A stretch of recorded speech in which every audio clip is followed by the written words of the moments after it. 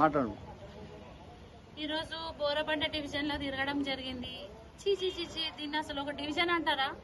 ఇది ఒక చిన్న పాకిస్తాన్, చిన్న బంగ్లాదేశ్ లాగానే ఉంది.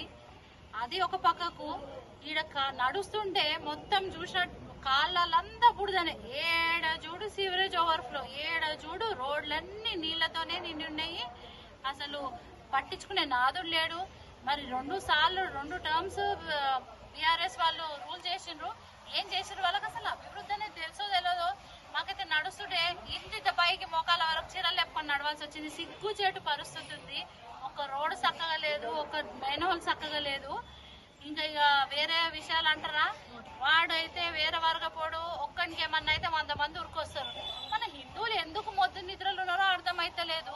ఇప్పుడన్నా ఒక తాటి మీదకి రాకపోతే చాలా కష్టము. రానున్న రోజుల్లో వాళ్ళు గన్నులు పెట్టుకొని తిరుగుతారు. నిన్న మన గోరక్షక్ని ఎట్లయితే తుపాకీతో పేల్చిర్రో, బుల్లెట్ కొట్టిర్రో, రేపటి దినం మనం కూడా గన్నులు పెట్టుకొని తిరుగుతారు. అసలు గన్నులు ఎక్కడి నుండి వచ్చినాయి? వాళ్ళకు రివాల్వర్లు ఎక్కడి నుండి వచ్చినాయి? అడిగేటోడే లేడు. ఇక ఇప్పుడు కాంగ్రెస్ అభ్యర్థులకి వేసిన అనుకోండి, ఇక అంతే ఎంఐఎంకి వేసినట్టే ఇంకా రాజకం అయిపోతుంది. రౌడీ రాజకీయాలు అవుతాయి. ఇక మన తెలుగు హిందూ బంధువులు ఒక్కసారి మేల్కోండి. మొద్దు నిద్రలు ఉన్నారు. ఇంకా ఇప్పుడు కూడా లేవకపోతే మన పిల్లలు కూడా వాళ్ళ చెప్పు చేతల్లో ఉండాల్సి వస్తుంది. ఒక్క తాటి మీదకి వచ్చి మనము మన జెండాకి విలువనిచ్చుకుందాము, మన భారతీయ జనతా పార్టీని గెలిపించుకుందాము, కమలం పువ్వు గుర్తుకు ఓటేసుకుందాం. మీరు బయటికి రాకున్నా సరే వాళ్ళకు బుద్ధి చెప్పాలంటే మీరు ఎక్కడ ఓటేస్తారో మీరు అప్రమత్తంగా ఉండి అక్కడ ఓటు గుద్దాలి. అదే మీ రేపటికి నాంది వలుకుతుంది. లేకపోతే మీ పిల్లల భవిష్యత్తులు మర్చిపోండ్రి. ఒక గుడి కమాన్ గట్టనిస్తలేరు. అసలు పైసలన్నీ బోరబండ డివిజన్కి వచ్చిన పైసలన్నీ కోట్ల పైసా ఎవరి జోబులోకి పోతుంది? ఎక్కడ అభివృద్ధి చేస్తుంది? మీరు చూస్తారు, ఒక చిన్న కార్పొరేటర్ ఎంఐఎం కార్పొరేటర్ ఉంటేనే ఎటు పోతుంది బోరబండ.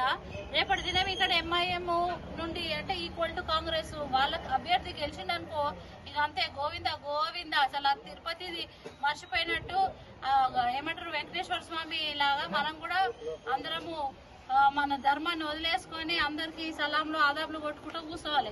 అన్న, మీరందరు హిందువులు ఒక్కసారి కళ్ళు తెరవండి, మన ధర్మం కోసం ఓటేయండి. మనం అందరం ఒక తాటి మీదకి వద్దాం, మన స్ట్రెంత్ ఏందో చూపిస్తాము. ఇక్కడ ఒక్కసారి ఫస్ట్ బయటకు వచ్చి ఓటేయండి. భారత్ మాతాకి జై. జై శ్రీరామ్, జై శ్రీరామ్, జై శ్రీరామ్, జై శ్రీరామ్.